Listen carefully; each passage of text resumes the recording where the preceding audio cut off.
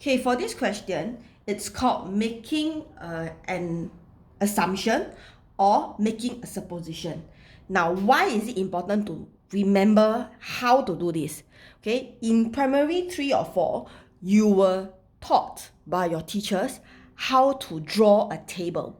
Now, the issue with drawing a table is that while it still works, if I change the numbers to become bigger, okay, you might end up, okay, having to do even longer in terms of your working, because when you draw a table, if you get a bigger number, you might need to draw a longer table because you need more data to be inputted till you can actually find the actual number. Okay, however, if you use the assumption method or the make a supposition method, the number of steps remains the same regardless of how big or how small the numbers are. That means I can change this to be a very big number. It's fine. We can still solve it within the same time frame as well. Okay, so this is important to help you save time, especially when you have progressed into P5 and going towards P6. Okay, so let's assume means you pretend all the 15 notes, because there are 15 notes, are $5. So if you pretend all of them are $5, 15 times 5, okay, is 75. What is this? This is your assumed total. Now, of course, your assumed total will not match your actual total. Okay, because when you assume all are 15, you assume extra money. Okay, why? Some of them are not $5 notes. Some of them are only $2 notes. So what you have to do is you take your assumed total, means the pretend total, you subtract away from your actual total. You will know the difference is $21. This is the total big difference.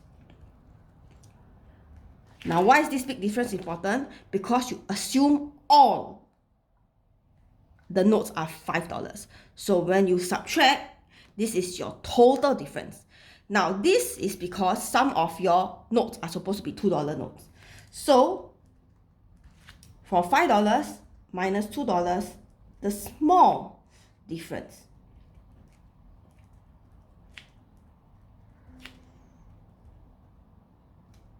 is $3, because you have to check which is the $5 that are not supposed to be $5. They are supposed to be $2. So when you pretended and assumed that they were $5, you gave every $2 additional $3. So this is the number that keeps appearing, which resulted in the total big difference. That means this 3 appeared many times. That's why in the end, your difference is not $3. You are out by a total of $21 from the actual. Okay, so if you take your $21, divide by $3, big difference, divide by small difference. Dollar sign, divide by dollar sign disappear. 21 divided by 3 is $7. This is the number of times this difference happened, which means this is also the number of times these $2, okay, you assume wrongly as $5.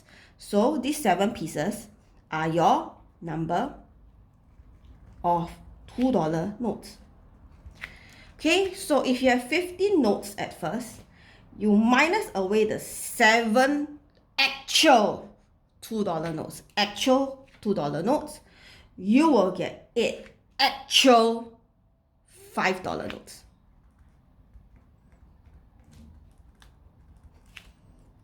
Okay, so these are your actual numbers. Now, if they ask you what fraction of his notes are $5 notes, okay, so you take 8, which is the $5 notes, out of the total number of notes, because what fraction of his notes?